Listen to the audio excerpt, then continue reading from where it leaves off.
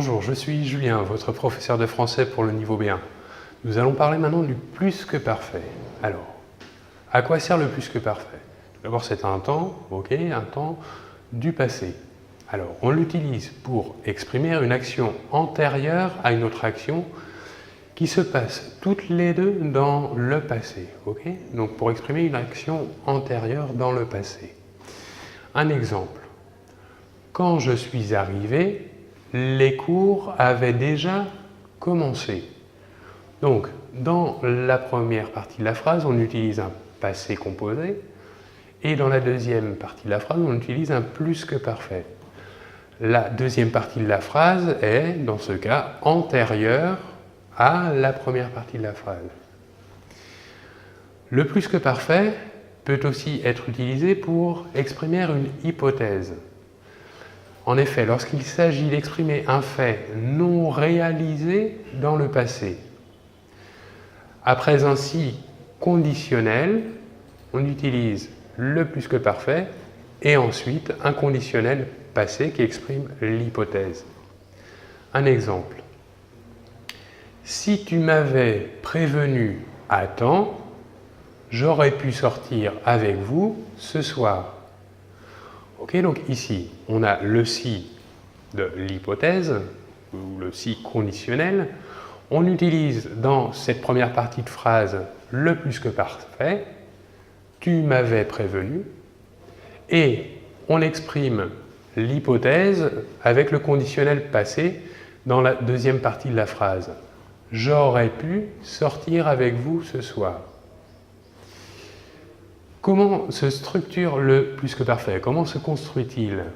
Alors, on voit que c'est un temps composé, donc on utilisera ou l'auxiliaire être ou l'auxiliaire avoir, que l'on conjuguera à l'imparfait, et le verbe principal, quant à lui, sera sous la forme du participe passé.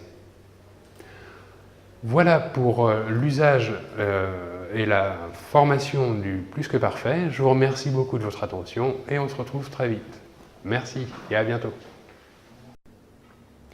Bonjour, je suis Julien, votre professeur de français pour le niveau B1. Je vais vous parler maintenant du passé composé et de l'imparfait et de ses différents usages dans le passé. Donc, pour le passé composé, on l'utilise pour une action achevée, ok, qui a commencé dans le passé et qui s'est terminée également dans le passé. Un exemple, j'ai fini mon travail. L'imparfait, quant à lui, on l'utilise pour une action inachevée. D'accord? Donc, on disait à l'imparfait, j'ai fini mon travail, alors qu'à l'imparfait, on dira, je finissais mon travail quand tu m'as appelé pour regarder Madame est servie. Ici, on voit que mon travail n'est pas terminé quand tu m'as appelé. D'accord? Donc ici, l'action à l'imparfait est inachevée. Maintenant, le passé composé est utilisé pour décrire des actions ponctuelles au passé. Par exemple, dans des histoires, des récits. Alors, un exemple. Raconte, Roger est entré, il s'est assis. Il a réfléchi, puis il s'est levé et est parti. Ok, ici, on a une énumération d'actions ponctuelles dans une histoire, quand on raconte un fait par exemple, un événement. Alors que pour l'imparfait, il sera utilisé dans un contexte de description d'une situation, du cadre d'une histoire, ok, des circonstances. Par exemple, il faisait beau ce jour-là. Les oiseaux chantaient, le soleil brillait. Ok, donc ici, on est plutôt sur une description du cadre, de la circonstance, du contexte de l'histoire.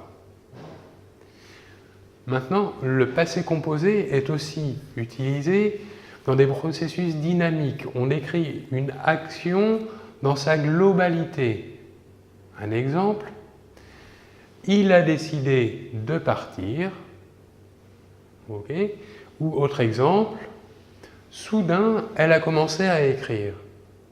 Donc ici, on parle bien de dynamique, c'est-à-dire que dans le premier exemple, on attend une décision pour une action, et dans un second temps, on a un instant, ici précisé par soudain, et elle a commencé à écrire, donc l'idée de dynamique.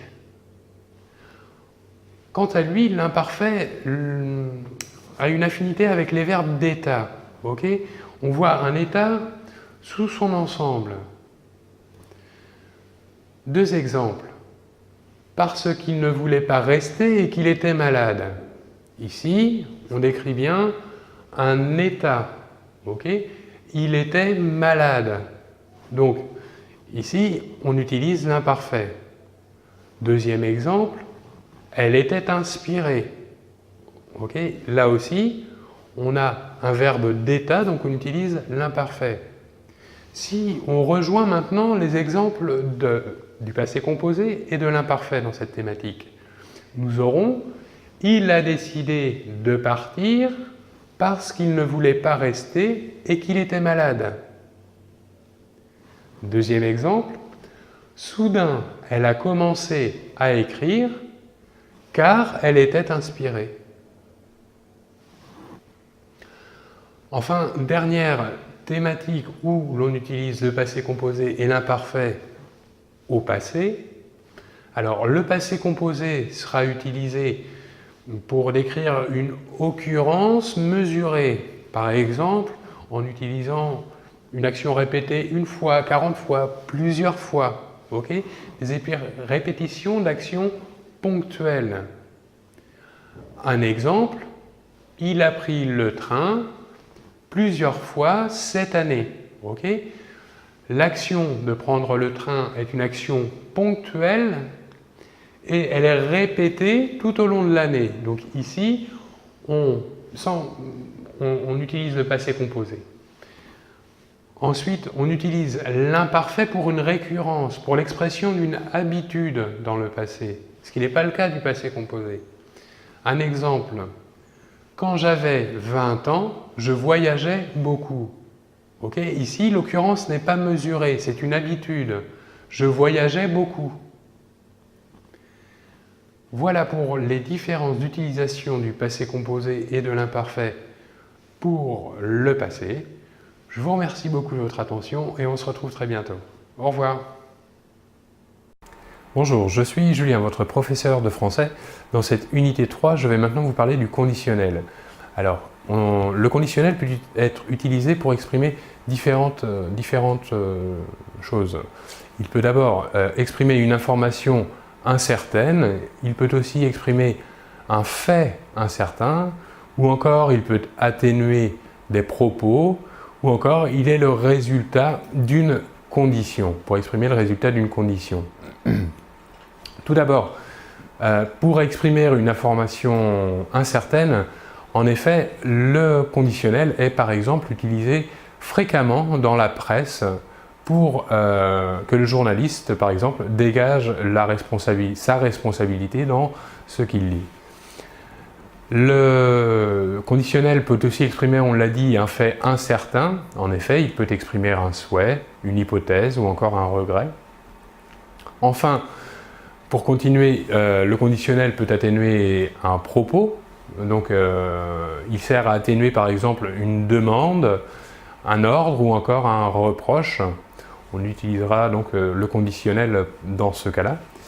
Et enfin, pour exprimer un résultat d'une condition, on utilisera le conditionnel si la condition est formulée à l'imparfait ou encore si elle est formulée au plus que parfait, nous utiliserons le conditionnel passé et si la condition est exprimée à l'imparfait, nous utiliserons le conditionnel présent. Voilà pour ces différentes utilisations possibles du conditionnel.